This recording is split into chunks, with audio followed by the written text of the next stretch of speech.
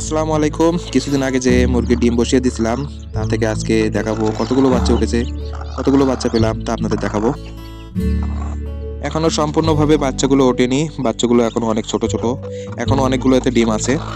এখনো 2-1 দিন লাগবে এই ডিমগুলো ফুটে সম্পূর্ণ বাচ্চা বের হতে। তার আগেই একটি বাচ্চা ডিমের চাপে এবং মায়ের পায়ের তলায় পড়ে মারা গেছে। আমি মুরগিটা বারবার তুলে দিচ্ছি এবং বারবার এসে বসতেছে, এজন্য পাততলায় যেন না পড়ে, এজন্য আমি মুরগিটা আলাদাভাবে আটকে রাখলাম এবং দেখতে থাকলাম কতগুলো বাচ্চা উঠেছে। এখনো ছোট্ট ছোট্ট বাচ্চা, এখনো কিছুদিন লাগবে এগুলো বড় হতে। এদের গায়ে এখনো ভালোভাবে পশম ওঠেনি, এগুলো আজ সকালেই বাইর হয়েছে ডিম থেকে। কিন্তু ওই যে কিছু কিছু যেগুলো একটু ভালো পশম উঠেছে, এগুলো গত রাতে হতে পারে উঠেছে। সম্পূর্ণ প্রাকৃতিকভাবে বাচ্চা তোলা বেশ ভালো। এগুলো কৃত্রিমভাবে না তোলাই ভালো।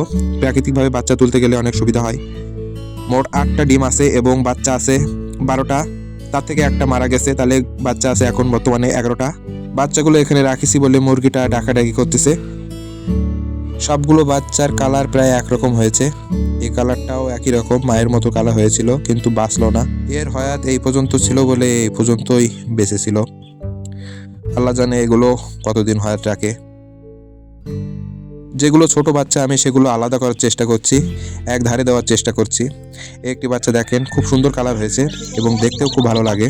বাচ্চাটা হাতে নেওয়ার সাথে সাথে ওর মার ও ডাকাডাকি করতেছে যাতে ওর মা ওকে রক্ষা করে। দেখে ভয় পাচ্ছে। বাচ্চাটা এখনো অনেক ছোট, মায়ের তাপ ওর জন্য খুবই প্রয়োজন। এগুলো পোল্ট্রি মুরগির বাচ্চার মতন দেখতে হলেও এগুলো সম্পূর্ণ দেশি মুরগির বাচ্চা।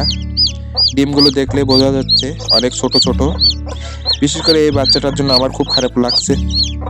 সম্পূর্ণ ভিডিওটি আমাদের চ্যানেলে দেওয়া আছে, আপনারা গিয়ে দেখতে পারেন এবং আমাদের চ্যানেলটি সাবস্ক্রাইব করার অনুরোধ রইল। ধন্যবাদ সবাইকে।